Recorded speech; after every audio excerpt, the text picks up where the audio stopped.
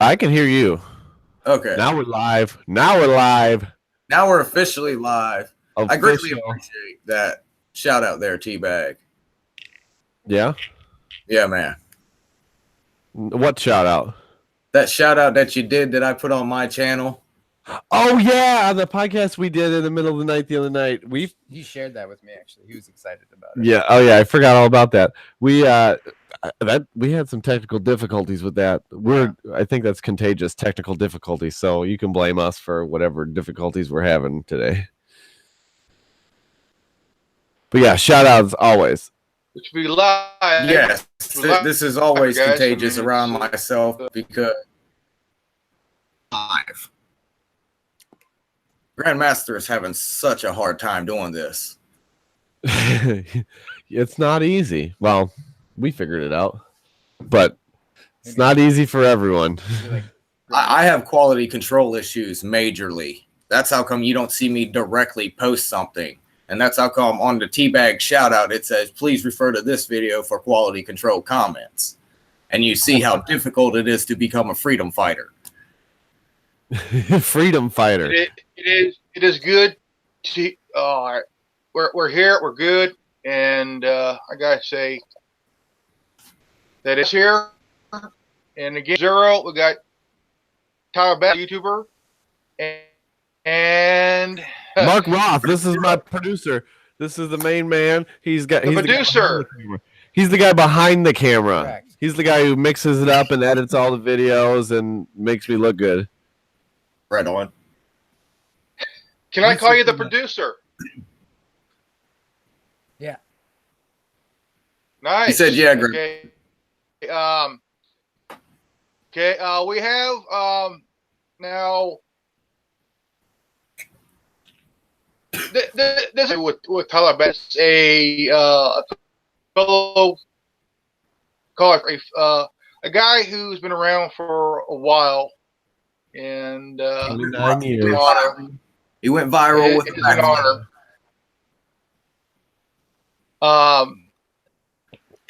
Around the Antifa movement, where right, a lot of BS with Antifa, and I've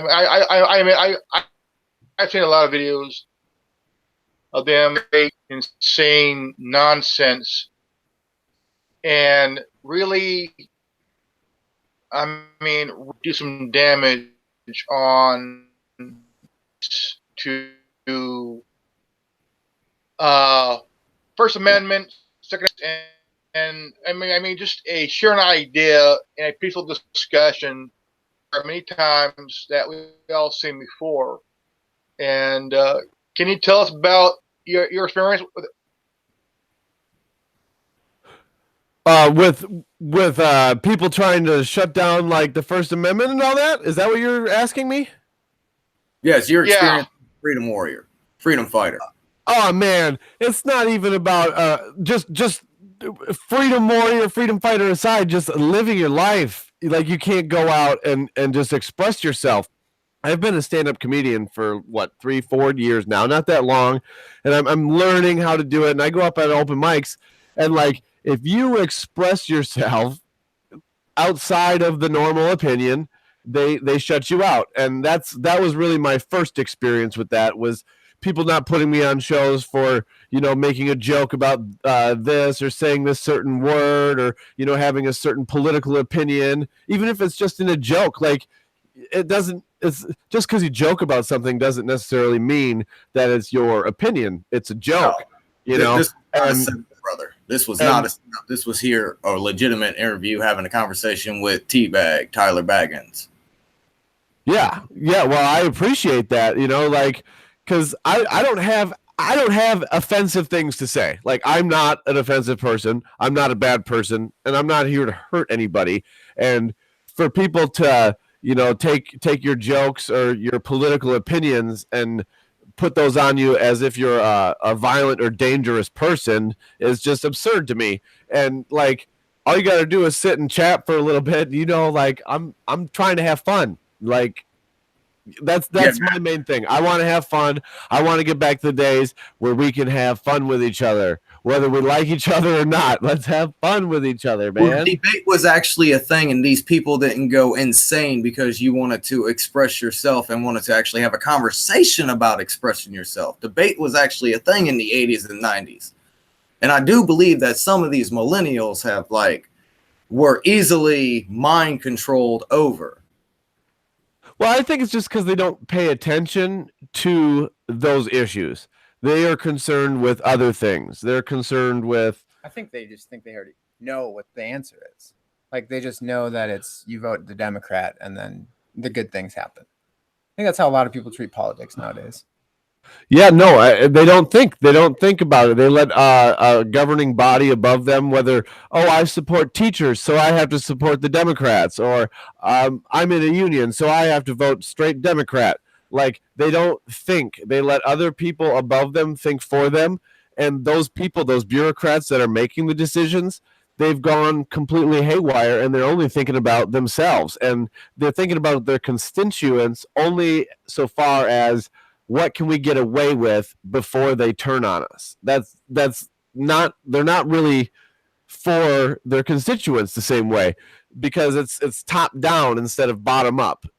And I think that's a problem, because people like to think about their social lives and what they're going to do on Saturday, and they like to think about their friends and their family, and that's as far as they go. They don't think about that next step of what makes it possible for me to have fun with my friends and my family the way I do. Like, what about it's America. That's we live here in America. It's our American values and our culture and our ideals that allow us to share time with our family and our friends. And if you're concerned about spending time with your family and your friends, then you should be concerned about these other issues.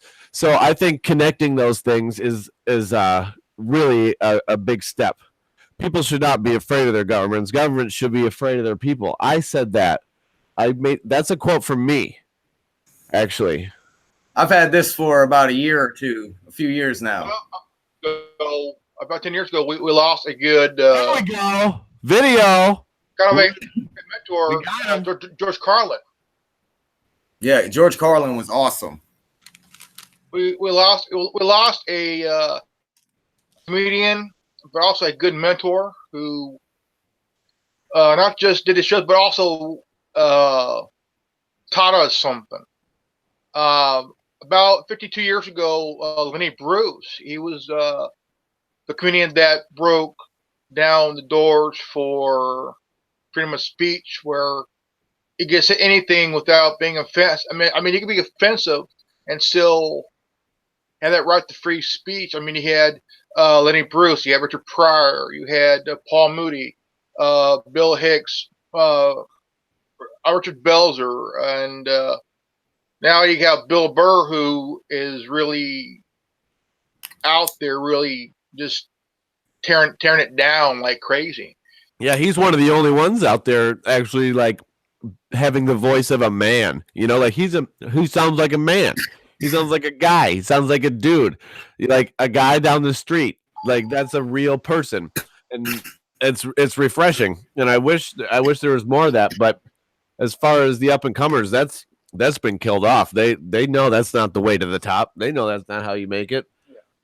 Something that highly interested me and you greatly, Tyler Baggins, because I don't just randomly click on people and look at them, but you would just so happen to be somewhere that we can't mention right now because of statistics. But let's just state that I started watching, and then I suddenly heard Thanos equals abortion, and I'm like, this guy knows his shit. I have no idea what you're talking about. Thank you. Thanos equals abortion? Yeah. Did I say that? Yeah. It makes sense. Yeah. Oh, they're trying to Thanos a third of the population. Yeah, I think I said that. You remember that? I don't remember at all. Don't remember nothing. You can't be quoting me and expect me to remember. Listen, I don't know. You're going to have to show me the video. I never said that. Like Hotbox 1 or 2. I think it's 2 because 1, you told the guys don't yell at me, and I think it was 2 that you had Thanos equals abortion.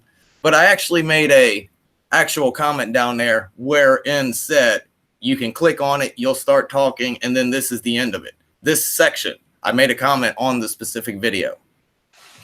Interesting. Mm-hmm. That was a long time ago. Yeah, maybe a month or two.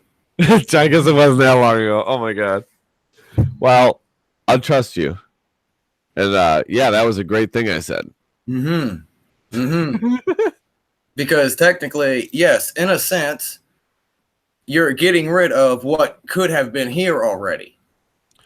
Yeah, I don't like abortion at all.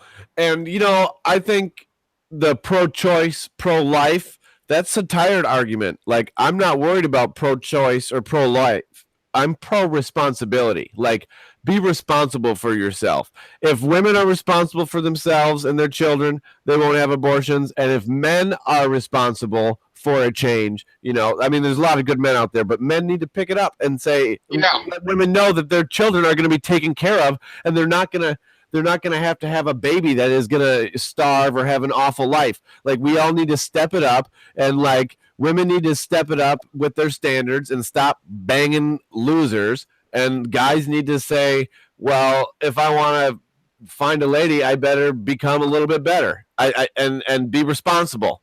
And we need to get back to the core of our values that we have been talking about. There are some cases. There's some cases where women got raped through incest and through strangers that they never known or that they have known, and through any kind of even having health issues through a pregnancy. Through a point. I can agree that there's legitimate arguments on both sides. I can agree that much, but there is also more illegitimate arguments for abortion than there is legitimate arguments. I think you should just have to keep it a secret. Just like, don't tell anybody. Just don't tell anybody. Come on, you're outing yourself. That's the Fifth Amendment. That's incriminate. Don't incriminate yourself. Stick with the Constitution, and you'll be fine. Fifth Amendment. Don't incriminate. There's always a question. There's always this question that if a woman was raped by, say, like I mentioned, through incest or like. Or anybody. Of it, anybody. And they end up pregnant. Does a woman have a right to, through fear of not wanting to keep this person's child through the event of forcefulness, should that woman have the right to abort it if it comes down to the crime? That's the issue. That is the question. That's the big question. Well, then what do you? But I might be able to. But I think it's still morally. I think it's morally right to keep the child. I don't know if I'm saying that you should legally, because legally and morally are not the same. But I just think it's morally right to keep the child. I don't know, Mark. What do you think?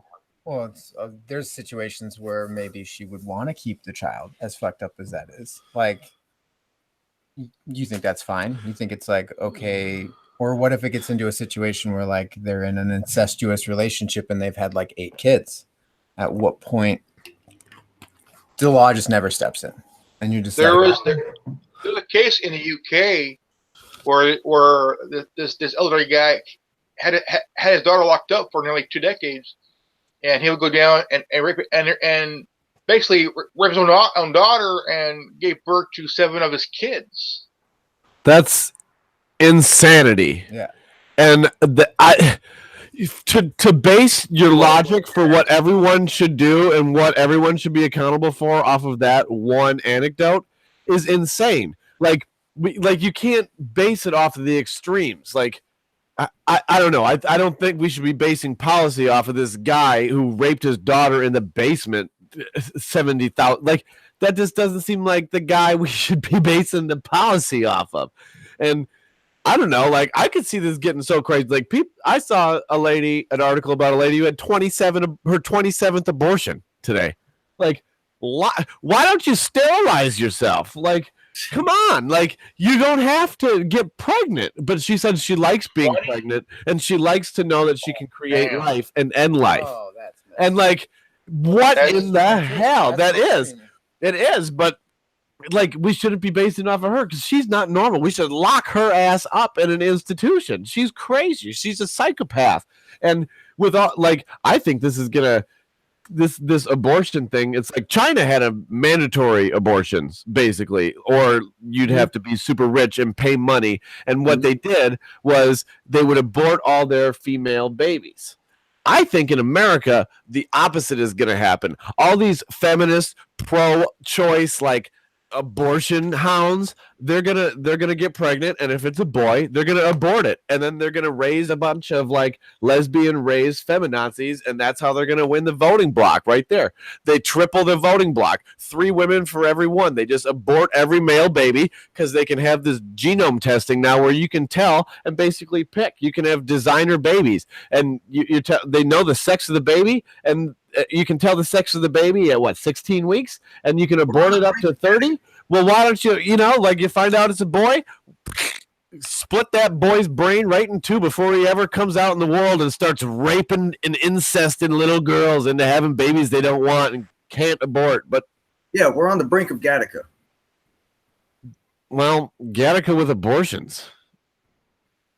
Even worse. Gattaca 2, abortion fest. Just to jog your memory about whenever you said that, you was also talking about in the same about teachers teaching elementary school children about sex in the same tangent. Abortion. Just to maybe jog Teabag's memory. You chopped out a little bit. I couldn't hear your question. Okay, just to jog your memory a little bit, whenever you was talking about Thanos equals abortion, you was also talking about teachers teaching elementary school children about sex. Yeah, it's weird, man. It's weird. I remember feeling very uncomfortable in elementary school when we'd all have to sit in a circle and have some creepy guidance counselor lady come in and show us a book of little kids in their underwear. Like, what? What are we doing? What are we looking at this? Like, this doesn't seem like something we should be doing in a big group. That would be very uncomfortable. I think this issue is that keep it. I mean, grammar school level. No, that's very inappropriate. I do think that if the parents are neglecting to teach their children, like, someone should tell them. But if they just learn it in school, doesn't that lead the road to neglect from parents? Yeah, by having it a part of the curriculum, the parents are going to say, "Oh, the teacher's going to take care of it." They do that in health class. I don't have to worry about it. I don't have to give them a real rational, I don't have to connect love with sex. It's just all anatomy and all mechanics, and it's all biology, and it's just like animals mating. That's what it is. That's what a lot of people view sex as nowadays. Well, they look at it as two. They look at it as recreational, and then also as mating. They don't look at it as like a thing that a husband and wife would do. Yeah. Well, they're all drunk too. And then most, if not all, are still looking at the 3-dimensional aspect of creating another human being. Yeah, there's a lot more that goes into creating life than just fucking. And then pumping out a child. Yeah, pretty much. Like you have to cultivate life, and cultivate something that cultivates life, not something that destroys life. Yeah. And I don't know. I think maybe that's what people have stopped doing. They've stopped cultivating life, and they've stopped creating things that cultivate life. So even if they do have little flickering moments where they help, they're doing more hurt than they are doing good, because they've like compounded the negativity over generations because they've neglected their own children. It's like exponentially fucking up our lives. There are couples that are trying to have out of control. There's couples. There are couples that they're trying to have kids, and there's some that don't give a shit about their kids, and the ones that don't have kids are trying, and they've been trying and trying for years. And there's some parents that do have kids and just have no idea what the fuck they're doing. I mean, if you have no idea what you're doing, just give it up for adoption to somebody that do want to have kids. Well, I also think you should. The legal process. I think on some level, nobody really knows how to be a parent when they become one. I mean, you hope that they had good parents that they can teach them to, but it's not like you can't also learn to become a good parent as well. Like, I think I know a lot of people who have had children and it changed their lives in a positive manner where like it got them to get their lives together. So I don't think you should pressure people to give away their children because they don't think that they can do it. Most people don't think that they can take children. I don't know. It's like the same as like most people think they can't handle having a baby the same way they can't handle the thought of their parents dying. Like, think about your mom and dad dying. You can't even process. You think like, oh, what would I do? What would I do? Yet it happens to everybody, and everybody gets through it. I think that same fear manifests at the other end of life when you're talking about creating life and bringing life into the world. You're like, oh no, I couldn't do it. There's no way. I couldn't live that way, but everybody can, and everybody in the history of the world has done it, and that's why we're here. And I'm not saying that's our purpose, but that is literally why we are here, because everybody before us has done that. They've done just that. So I would extend that out to say that is our purpose. That is why we're here. We're here to keep it going or to end it, whichever we choose. It's up to us. But I don't know. I don't think we got it all figured out yet. I think there's more positivity, more great things to share with people. And I think all the pain and suffering, at least in my life, in my incarnation, this life that I'm living, it's worth it to keep going. And maybe if I was a Somali refugee, I wouldn't feel the same way. Maybe I'd off myself, and maybe they should do that. Maybe that's what they should do. There's some parents over the years that from what I known for years is that some parents who have children that come out of the closet and have turned their back on their kids that come out, and even if they're in a church, they put their faith over their children that have came out, and it is just like a really sad thing because I'm a father of a gay son. He's 19 years old, and he's a smart guy, very bright, and funny as hell. And he went to West Hills College in Lemoore, California, not too far from Fresno. And it's a smart guy, very bright, and he is so funny. He could tell a gay joke that would make Milo Yiannopoulos laugh so hard. And my son had a teacher that was so homophobic. It pissed him off, and it pissed me off because if you're a teacher, you're supposed to teach, not put down your student because they're gay. That pissed me off because I'm a father of a gay son, and I take it personal as a dad. And, I don't see how you wouldn't, but that'll make him whatever. Like whatever. That class is over soon. Whatever. Yeah, I mean that guy's obviously a bitter old person. He's gonna have to live being that way his whole life. So. Let him be homophobic, whatever, and just hope he doesn't run into you, because the hatred you're gonna have for him is gonna be way worse than whatever he's got for you. So it goes both ways. Like you probably hate him just as much as he hates you. My son and I went to Oklahoma last summer, and we were on our way back from Oklahoma, and there was a gal that was a lesbian, pretty gal. Nice as can be.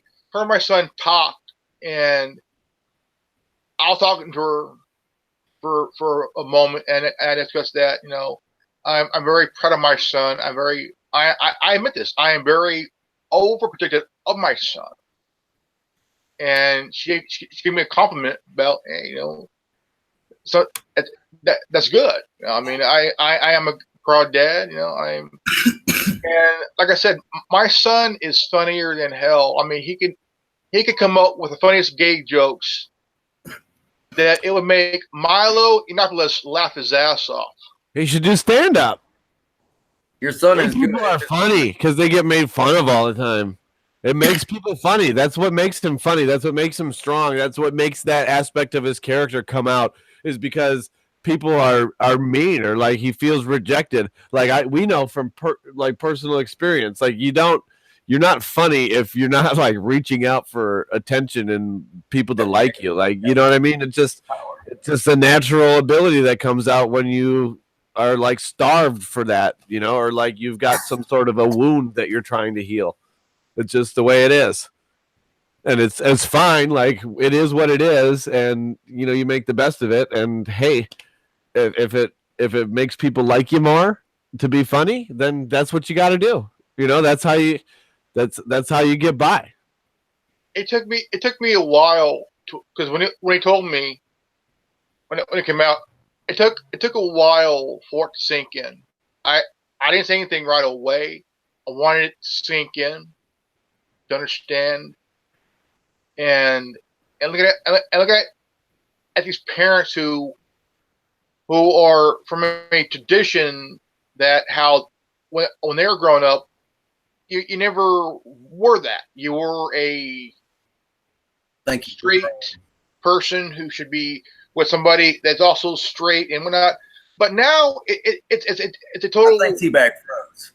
New. It's a very new time, different time, and everything is changed in the last 40 years. And I gotta say, hey, it's better now than it was 40 years ago. That's true, but I believe that teabag froze. I think he's back we're now. just listening. We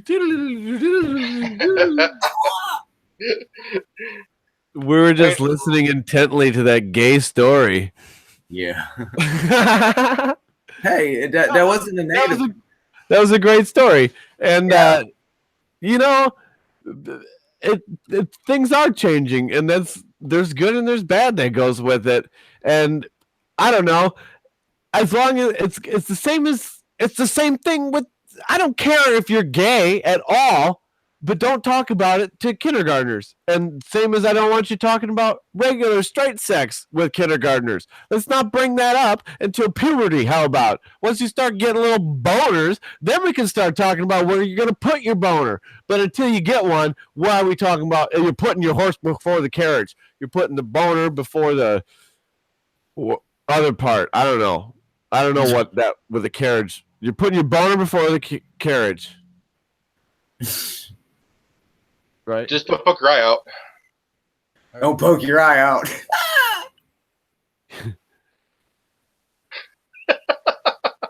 You guys ever ride horses? I did years ago. Really? I just started riding horses and I love it, man. And I think, speaking of kids, I think when I'm older and I have kids, I want them to have horses, because I'm learning so much about just being a man riding on a horse. And I think that, like, you can learn a lot from just, I don't know. Do you ever have that feeling? Just riding the horse, you're on the horse and it hurts the whole time. It hurts the whole time. But if you want to get where you're going and you want to do it, you got to get through the pain. Years ago. Why'd you quit? Fell off one time. Face first. Oh man. I fall off every time. Every time I take my horse. I was on this big behemoth. Her name was Atara, and she was like a mammoth. She's this big black horse, and we ride barebacks just with a saddle pad, and we had like just I'm grabbing onto the mane, and she takes off running, and she gets spooked, and it was really muddy, and she ran up to this tree line, and she realized she couldn't go through the trees, and she took a hard left, and the mud slipped, and we just slid like we were sliding into home plate, and she just, well, I guess third base, but she slid like she was going into third base, and like with me on her back, and I just popped right up, and just like that feeling of being alive, and like going and grabbing her and being like, hey, listen to me. And then she does. Like it shows you the difference between a man and an animal. Like you can control, like your mind can control this giant beast that could have killed me. It could buck me off anytime it wanted to, but it trusts me. And like, as if I'm leading it and I don't lead it astray and I don't lead it into a place where it's going to hurt itself, it trusts me. And I think that is the unspoken language and the body language that we all pick up on, and the nonverbal cues that human beings pick up on with each other. Like if we are with one another and we go down a path and we can trust each other not to lead each other astray, then we can just take off and go and work together and like do things that we could never do alone. But it's the trust. It comes down to that trust and not putting your faith in people who lead you astray. And that, I think we've gone so far down the rabbit hole of just letting anybody lead us because we're so desperate for somebody we want to trust people. We want to go. And it's been a good thing for so long, and people are exploiting it, and exploiting people. It's like animal abuse, like exploiting people and treating them like they're animals that you're controlling. It's animal abuse. Yes, that's exactly what the elite are doing. They're more or less, this is why they're called sheeple, because they're hurting a bunch of sheeple. And we, the awakened, know that exactly what they're doing is exactly what they're doing. Yeah, man, they're treating us like animals, but they're not having that connection with us. They're just whipping us into shape. It's not about going somewhere together and having a relationship with us as a leader and a follower because they've risen to that place because of a meritocracy or because they deserve it or because we hardly even elect these people anymore that are leading us. And a lot of the times the people who are really leading us aren't elected, and the people who are elected are just following other people. Yep. And it's just, you can't trust anybody, and without being able to trust anybody, I guess we're just on foot now. We don't get to ride that horse, I think we got to go out there and just find some wild horses and break them, tame them. Just this week, Kanye West went to the White House and had a meeting with the president for a while. Then it got a lot of heat from not just the mainstream media like CNN and MSNBC. They got a lot of backlash from the hip hop community, some say. But the guy at the corner store said it was bringing it up today. He said he was acting a fool in the White House. Everybody's talking about it. That's pretty much nuts because if you're really, I got a chance to sit down and listen, and he showed the president the Air Force One running on hydrogen, and just hearing that idea. The flyest, dopest plane, bro. That was the flyest, dopest. Just that's what he said, right? Well, what did he say? He said motherfucker. He says, I'm that crazy motherfucker. He said that in the White House or in the Oval Office. That's the whole thing, man. They only put together a compilation of clips of the entire 20-something minute interview that it was a real conversation. It was a real conversation between two real people that everybody can understand. And that is what they're afraid of. That's why they cut it up and they pick the bleeps and they pick the parts that make him sound crazy, because that if they could have everybody see that where it's two real people having a real conversation that everyone can understand, they're toast, because Barack Obama would never have a conversation that regular people would be able to understand. You'd have to like read through the lines and try to figure out, get through. He was verbose, man. That guy's vernacular was like extensive. Like that guy went above and beyond like legalese talk. Like he was a lawyer politician who made it. But there's a complaint on the right when Obama had Common in the White House. I remember that, but Common was that's. I don't know. I don't know enough about Common to comment. I was about to say some things, but I don't know enough. I don't know. But I don't know. I think Kanye West in the White House is a plus, and no one brings up Jim Brown, who had a bunch of good stuff to say too. Like it was not just Kanye, and they want to say he's a racist, but they CNN was ridiculous, man. I can't believe. I hope people just go to primary source. I hope people go to the primary source. I said listen to the full thing. People need to listen to the full interview. People need to listen to the primary source, and that's where they need to get their information.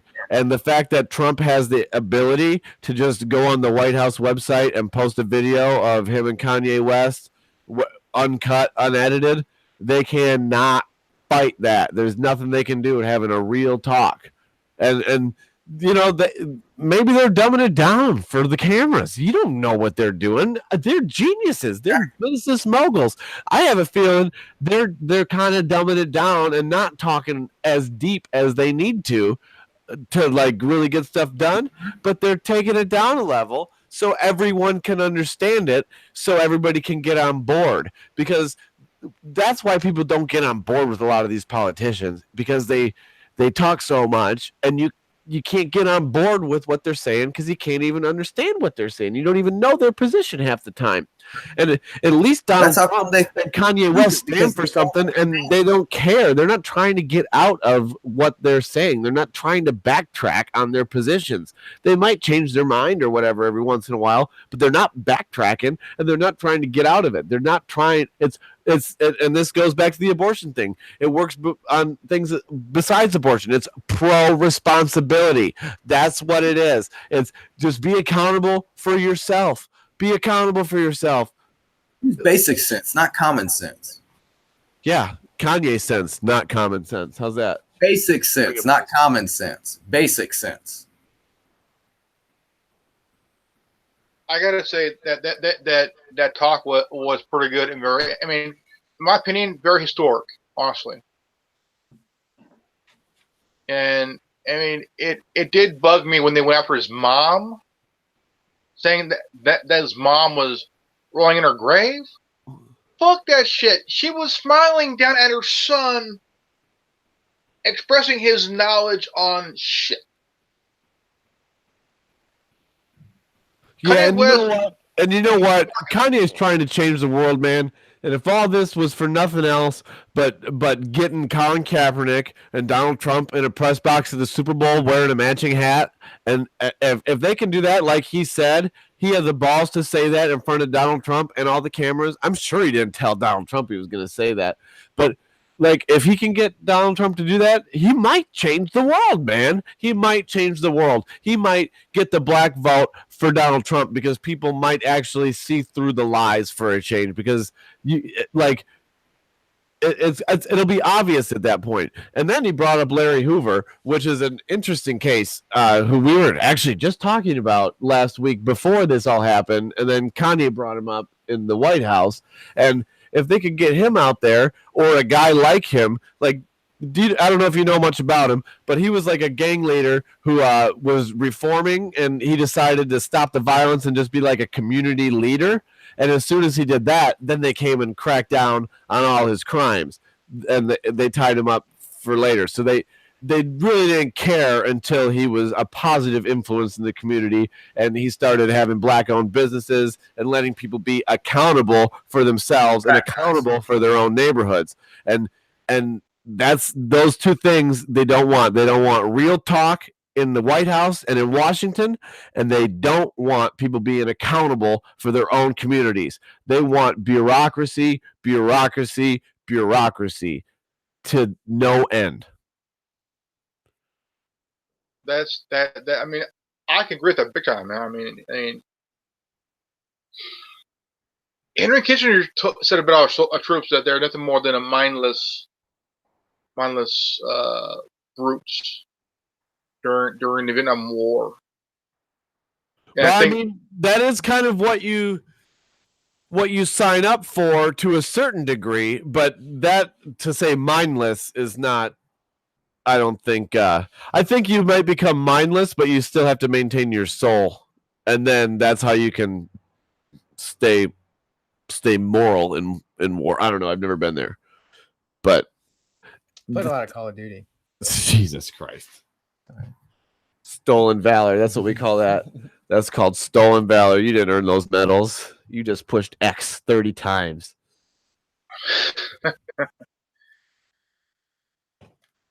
But I gotta ask this question. I know it's been happening in the last few days. Is that up in Portland? I seen the video and it's crazy. Yeah, it is crazy. It was a Portland protest over police shooting of a gangbanger that shot 2 people, and he himself was killed by cops that shot him. And that's a shame. What a shame. You mean they killed the double murderer? Those cops killed the double murderer? What ass butts? I mean, hold on, wait a minute. Why would the cops kill a double murderer? Why would a double murderer deserve to die? You're telling me a double murderer deserves to have the cops after him? I apologize for the interruption. Side note, my friend who would like to be dubbed as Batman has arrived, so just in case you hear a comment besides my voice. Batman, what's up? Same old. Same old. All right, Batman. How are your parents? I really personally don't have a comment on police officers shooting a double murderer. But I have heard news. I believe it was about 7 o'clock I heard this news. It was the co-founder of Microsoft was found dead. I heard that too. I don't know. Wasn't he sick though? About 7 o'clock Eastern Standard Time. He was in his 60s, early 60s. Yeah, so that's normal. Microsoft. Co-founder of Microsoft. Co-founder, co-creator, something. It was co-creator, I believe. It was the... Yeah. Sorry. I was just looking for something here. But there was a protest in Portland that made no sense, and some of them were claiming to be subject control dipshits. Yeah, it was like screw the cops. We hate cops because they like tell us what to do and they impose traffic laws. So like screw those guys. We're gonna go out into traffic and be violent and impose traffic laws and like tell what they became what they hated like that, and it was disgusting. They were ruthless. They were rude. They were spitting on people. They were hitting people with sticks. They were kicking their cars. They were calling people names, and they thought that they had the moral high ground. What? The cops should what? I can't believe. And then the mayor of Portland just lets it happen and says, "Oh, there's not a problem. Don't worry about it." It's insane. Like, if you let people get away with it, they're going to keep doing it, and it's only going to get worse. And I feel like they're almost just like making themselves the staging point. Like they're staging this event. Like they don't have to orchestrate every part of it to stage the event. They're staging Portland as the pop off for whatever crazy event is going to happen. I almost guarantee you it's going to be Portland. Something crazy happens in Portland. So I'm going to try to get to Portland as soon as I can, and maybe we can catch the craziness. Did you go to the Berkeley one? He's on that side of the United States. If they want to bomb us, if you want to bomb me, go ahead and bomb me. Okay, you drop the bomb on me, baby. You dropped the bomb on me. Get him, Teabag. I'll do it. I don't care, Antifa. Fuck Antifa. Come on, man. I'm okay with getting shot. DARPA, You'll get shot? I'll get shot. Would you get shot for me? No. Come on. Would you get shot for me? I'll push you out of the way. For sure. Would you get shot for the shot? Like, would you get shot to get a shot with the camera? Like, if there was like a perfect camera it's a shot? of you getting shot, yes. Okay. Teabag brainstorming over there. Some kind of something. That's something Camera Hog would do. You guys sounded like robots just now because it was cutting out. Yeah, Jarvis comes through every now and then. I don't know what that means. Jarvis, Iron Man, the original Iron Man suit was controlled by Jarvis.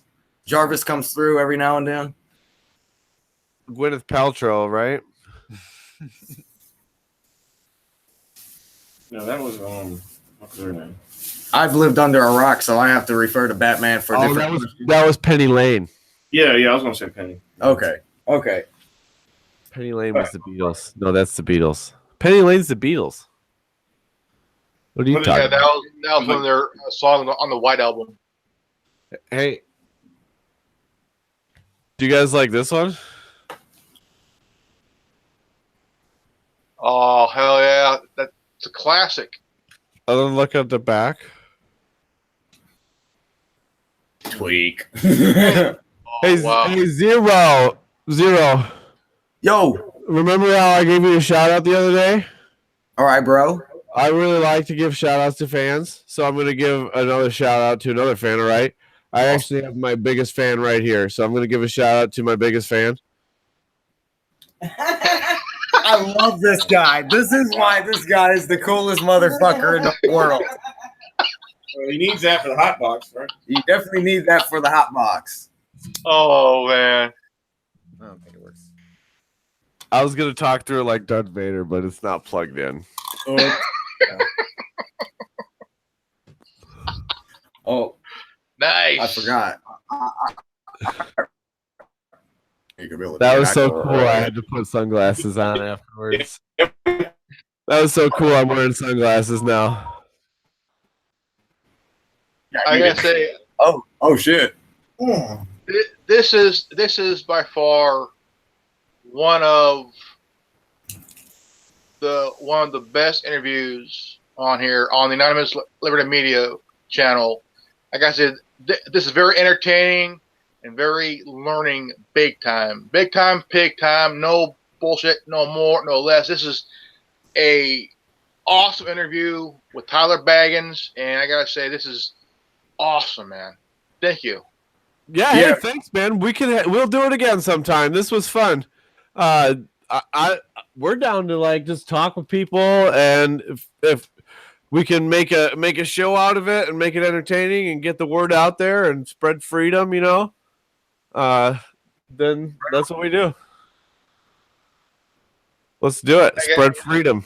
This is a very amazing, experience talking. It's the whole thing, man. We all have to unite our voices. We have to get all of our factions together in time. Yeah, Yeah, you know what? We're working hard, and we're just trying to Yeah, build a so- network of people.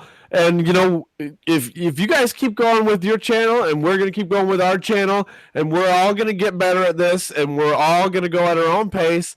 But we're building a network, so someday when we're all killing it, we can remember, like, oh yeah, I've worked with this guy. In like, it's all gonna come.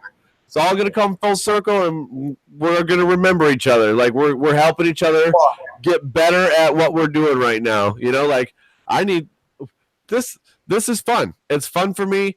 I don't have a lot of people in real life who want to sit down and talk about this stuff. And sometimes just being in this medium, it's easy to have a conversation that's back and forth where you have to listen to each other and actually respond to each other. You know, and it's it's a real conversation, and you don't really have hour-long real conversations with people. And the more people that can listen in, maybe they don't have people in their lives that can have conversations like this with them, but hey, feel free to start a channel and just join in on the conversation. That's what it's all about. We're like, just try your best and do it as long as it's fun. It's fun. It's fun for me. So thanks for having me, guys. Hey, it is an honor to have you, Tyler. And I mean, funny as hell, entertaining, also just awesome to talk to you, man. And I feel honored to have you. And just we should do this sometime again. And especially on the hot box. Yeah. I'm glad you guys reached out. Maybe we can. We usually like to have guests live in for the hot box, but maybe we can make an exception. I don't know. We haven't been doing them lately. We're sticking mostly with videos. Yeah. We're like it's better because people. I don't know. It's hard to line up guests and be consistent, and we don't want to put something out that's not good. So we're gonna figure out what we're good at and just play to our strengths, and then add to it once we're ready, you know? Exactly, man. We're all here to help each other. We're all here to make each other understand that there's more steps beyond everything. And once you awaken, there's ascension. Once you have ascension, there's trend. I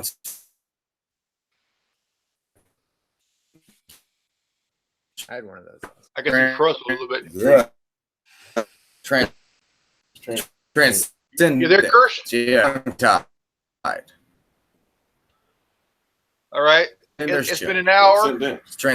And I want to say thank you to our guest. The guest here, we got Kirsch Zero. We got Tyler Baggins. And we got the producer. Mark Raw. Yeah, man. Yeah, absolutely. And Thanks for reaching out, guys. Yep. welcome. We had Batman here for the last few moments. This is good old Grandmaster Robin here. And you watched Anonymous Liberty Media on YouTube. And our guest, thank you for coming, guys. Tyler Baggins, Chris Wolf, the producer. Thank you, guys. And closing, knowledge is free. If you don't like it, go fuck yourself. You're damn right. Peace out. Revving out. Trip.